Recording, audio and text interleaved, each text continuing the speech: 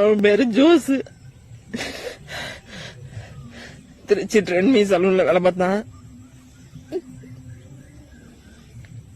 இப்ப எங்கன்னு தெரியல, ஆளை பிடிக்க முடியல. அவனு எவ்வளவோ ட்ரை பண்ண முடியல.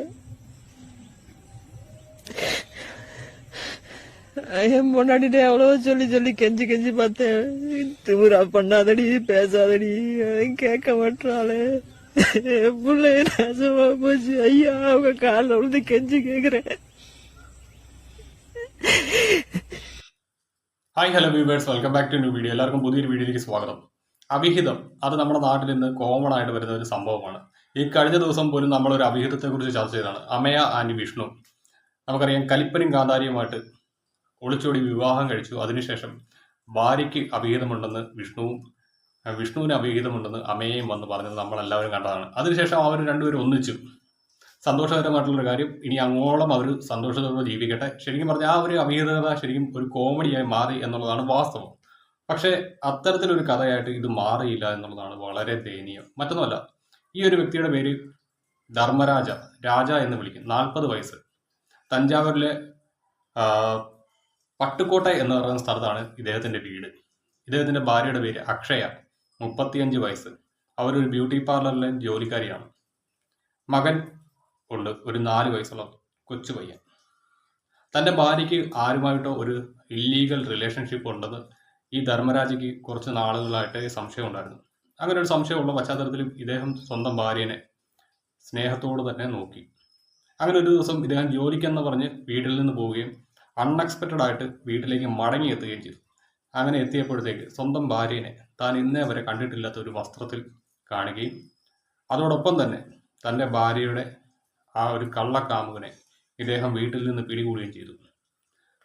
എന്തായാലും അതുമായി ബന്ധപ്പെട്ട വീഡിയോ ഇപ്പോൾ സോഷ്യൽ മീഡിയയിൽ വൈറലാണ്. അതിനുശേഷം ഇദ്ദേഹം അപ്ലോഡ് ചെയ്ത വീഡിയോയും വൈറലാണ്. നമുക്കെന്തായാലും ഇദ്ദേഹം സ്വന്തം ഭാര്യനെയും കാമുകനെയും പിടികൂടുന്ന ആ ദൃശ്യം ഒന്ന് കണ്ടു നോക്കാം. ഇതിനകത്ത് ആ സ്ത്രീ ഇദ്ദേഹത്തിനെ മെന്റൽ എന്ന് വരെ വിളിക്കുന്നുണ്ട്. ഒന്ന് ഓർക്കണം, സ്വന്തം ഭാര്യയും മറ്റൊരുത്തനും കൂടി വീട്ടിൽ വേറൊരു പരിപാടി നടത്തിക്കൊണ്ടിരിക്കുമ്പോൾ അദ്ദേഹം വന്ന് പിടികൂടുന്നു. അവിടെ കിടന്ന് ഒച്ച വെച്ചതിന് ഈ മനുഷ്യനെ മെന്റൽ എന്ന് വിളിച്ചു. ശരിക്കും ആ മനുഷ്യൻ മെന്റൽ ആയി കഴിഞ്ഞപ്പോൾ എന്താണ് സംഭവിച്ചതെന്ന് അവർക്ക് മനസ്സിലായി. എന്തായാലും നമുക്ക് അതൊന്ന് കണ്ടു നോക്കാം. அவனை வெளில வர சொல்றீ, அவனை வெளில வர சொல்லு, அவனை வெளில வர சொல்லு. டேய் இந்தா வெளில வாடா, வெளில வர சொல்லு. சரி வர சொல்றேன். இது என்ன Dress? யார் உள்ள இருக்கவன்? உள்ள இருக்கவே யாரு? உள்ள இருக்கவன வெளில வர சொல்லு. வர சொல்றேன், வாய மூடு. ചേച്ചിയുടെ ചോദ്യം കേട്ടോ, എതുക്ക് മെന്റൽ മാതിരി പണ്ടാണ്. വല്ലവനെ വിളിച്ച് അവൾ വീട്ടിൽ കയറ്റി. അത് ഭർത്താവ് വന്ന് കൈയോടെ പിടിച്ചപ്പോൾ ആ പുള്ളി ദേഷ്യപ്പെട്ട് സംസാരിച്ചപ്പോൾ അവൾ ചോദിച്ച ചോദ്യമാണ്, എന്തിനാണ് ഭ്രാന്തനെ പോലെ പെരുമാറുന്നതെന്ന്. നല്ലതാണ്. ആ പുള്ളി ഭ്രാന്തനായപ്പോൾ നീ അതിന്റെ കേട്ടറിഞ്ഞല്ലോ. வர சொல்லு. நமக்கு கிடையாது. எதுக்கு இப்ப நீங்க 10 பட்டு அடிச்ச? வர சொல்லு அவனை வெளில. நான் அடிக்கிறேன் சொல்றேன். வர சொல்லு. வாய மூடு. வர சொல்றேன், வாய மூடு. அவனை வெளில வர சொல்லு. நான் வர சொல்றேன். வெளில வர சொல்லுன்னு. வெளில வர சொல்லு. வாய மூடா. வர சொல்றீ அவனை. அவனை வெளில வர சொல்லு. வெளில வர சொல்லு. ஏய் வெளில வாடா, சின்னி போடா. ஏய் மிண்டல் இந்த மாதிரி கப்பா. வெளில வர சொல்லு. ஜோசு ப்ரோவா? ஜோசு ப்ரோ, நீ வெளில வா. வெளில வாடா அக்கா. நீ வெளில வெளில வெளில வெளில வெளில வெளில. ஏன் மொண்டாட்டி விட்டு நீ எப்படா நைட்டு போய் ஸ்டே பண்ற? நீ வெளில வா, வெளில வா, வெளில வாடா. டேய் வெளில வாடா, வெளில வா. ஏய் ഈ അക്ഷയയുടെ കാമുകന്റെ പേര് ജോസ് എന്നാണ് അയാളെ വിളിക്കുന്നത്. ഈ ജോസുമായിട്ടാണ് ഇവരെ പിടികൂടിയത്. അവൻ ആ സമയത്ത് തന്നെ ഇറങ്ങി ഓടി. അതിനുശേഷം ഈ പറയുന്ന ധർമ്മരാജ് ഈ അക്ഷയനെ കറിക്കത്തി ഉപയോഗിച്ചുകൊണ്ട് വെട്ടി.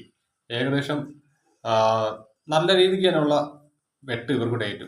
കൈക്ക് ഇദ്ദേഹം ഈ ഒരു സ്ത്രീ മരിച്ചു എന്ന് കരുതിയാണ് വീട്ടിൽ നിന്ന് തൻ്റെ ജീവിതം അവസാനിപ്പിക്കാൻ വേണ്ടിയിട്ട് പോയത്. അങ്ങനെ പോയ അദ്ദേഹത്തിന് തൻ്റെ കുഞ്ഞിൻ്റെ മുഖത്തേക്ക് നോക്കിയപ്പോഴത്തേക്ക് അത് ചെയ്യാണ്ട് മനസ്സ് അനുവദിച്ചില്ല. അതുകൊണ്ട് തന്നെ അദ്ദേഹം ഈ ഒരു വിവരങ്ങളെല്ലാം കൂടി ഒരു വീഡിയോ ആയിട്ട് ചെയ്ത് സാമൂഹ്യ മാധ്യമ അക്കൗണ്ടുകളിലേക്ക് പോസ്റ്റ് ചെയ്തു. അതിപ്പോൾ പട്ടുക്കോട്ടെ സംഭവം എന്ന് പറഞ്ഞുകൊണ്ട് വൈറലായിട്ട് ഇപ്പൊ തമിഴ്നാട്ടിൽ ഓടിക്കൊണ്ടിരിക്കുകയാണ്. അതുകൊണ്ട് തന്നെയാണ് ഞാൻ ഈ ഒരു വിഷയം എടുത്തത്. എന്നാലും ഇദ്ദേഹത്തിന്റെ ആ ഒരു വീഡിയോ കൂടി നമുക്ക് കാണാം.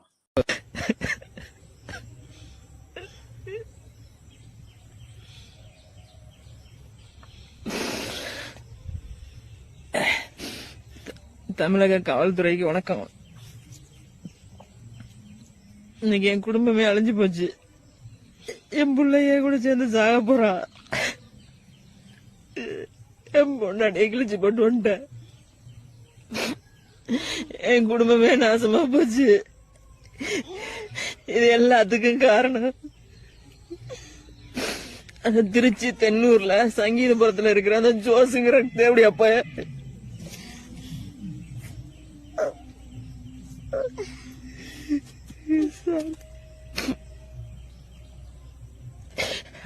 அவனால எல்லாமே போச்சு. தயவு செய்து அவனுக்கு ஏதாவது தண்டனை வாங்கி கொடுங்க.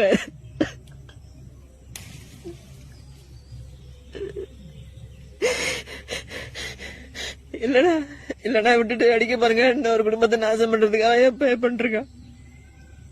അത് ഈ വ്യക്തി പറഞ്ഞ സത്യം കേട്ടോ.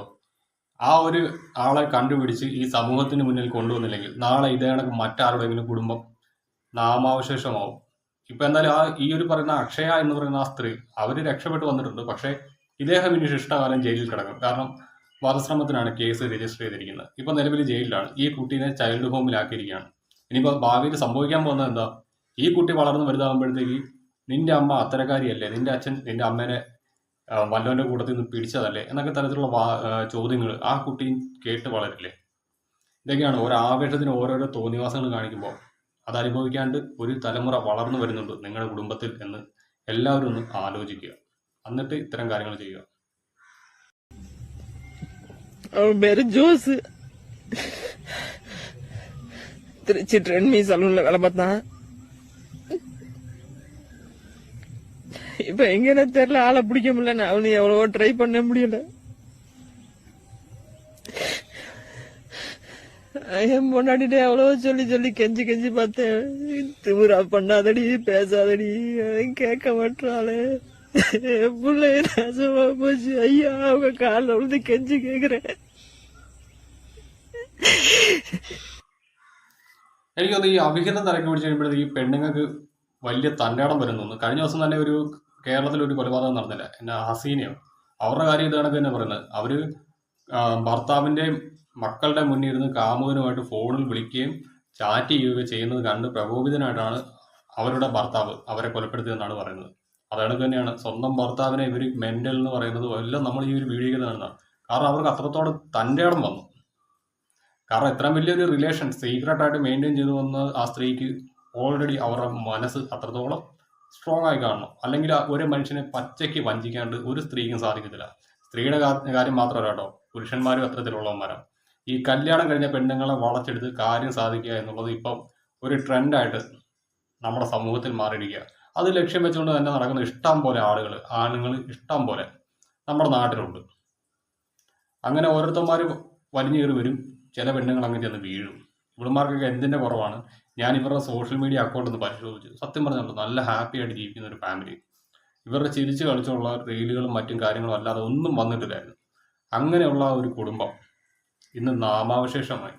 അതും ഭാര്യയുടെ കയ്യിലിരിപ്പുകൊണ്ട് തന്നെ. ഇവർക്കൊക്കെ എന്തിൻ്റെ കേടാണെന്ന് അറിഞ്ഞില്ല. കഴിഞ്ഞ ദിവസം എന്തായാലും ഒരു രസകരമായിട്ടുള്ള അവിഹിത കേസ് ഞാൻ കണ്ടായിരുന്നു. മറ്റൊന്നല്ല, അമയ ആൻഡ് വിഷ്ണു. അവർ വേർപിരിയാണ്ട് കാരണം വിഷ്ണുവിന് അവിഹിത ബന്ധമുണ്ടെന്ന് അമയ ആരോപിച്ചു. അമയയ്ക്ക് വിഷ്ണുവിന്റെ സുഹൃത്തായിട്ടുള്ള അഭിയുമായിട്ട് ഇല്ലീഗൽ റിലേഷൻ ഉണ്ടെന്ന് വിഷ്ണു ആരോപിച്ചു. ഇപ്പൊ രണ്ടുപേരും ഒന്നിച്ച് ജീവിക്കാൻ തീരുമാനിച്ചു. അതൊക്കെ പിന്നെ നമുക്കൊരു തമാശ രൂപേണ കാണാവുന്ന ഒരു സംഭവം. കാരണം പറ്റുന്നില്ല, അതിനകത്ത് ആരുടെയും ജീവൻ നഷ്ടമായില്ല. ഇനിയിപ്പോൾ എന്തായാലും നാട്ടുകാരുടെ മുന്നിൽ അവർ പരിഹസിക്കപ്പെടും, അത് അവർ ഏറ്റുവാങ്ങിയേ പറ്റത്തുള്ളൂ. പക്ഷെ ഒരു ജീവൻ നഷ്ടമായില്ല. ഒരു കുഞ്ഞിന് അതിന്റെ ഭാവി അനിശ്ചിതത്വത്തിലായിട്ടില്ല. അതായത് ഒരു കുഞ്ഞിന്റെ ഭാവി ചോദ്യചിഹ്നമായിട്ട് മാറില്ല. പക്ഷെ ഇവിടെ സംഭവിച്ചത് എന്താ? ഒരു കുഞ്ഞിന്റെ ഭാവി ഉൾപ്പെടെ തകർന്നു. ആ കുഞ്ഞിന്റെ അച്ഛൻ ഇന്ന് ജയിലിലും അമ്മ ഹോസ്പിറ്റലിലും. ആ കുട്ടീനെ മറ്റ് ബന്ധുമിത്രാദികൾ ഇനി കാണുന്നത് എത്തരത്തിലായിരിക്കും? ഈ തമിഴ്നാട് പോലുള്ള സ്റ്റേറ്റുകളിൽ അവിഹിത കേസുകളിലൊക്കെ പെണ്ണുങ്ങൾ പെട്ട് കഴിഞ്ഞാൽ കൊന്നുകളയാണ് സാധാരണ ചെയ്യുന്നത്. അഥവാ അവൾ രക്ഷപ്പെട്ട് ജീവിച്ചു വന്നു കഴിഞ്ഞാൽ അവർക്ക് അവിടെ പട്ടിയുടെ വില പോലും കാണത്തില്ല. ഇനി ഇവളുടെയൊക്കെ ഭാവി കണ്ടറിയണം.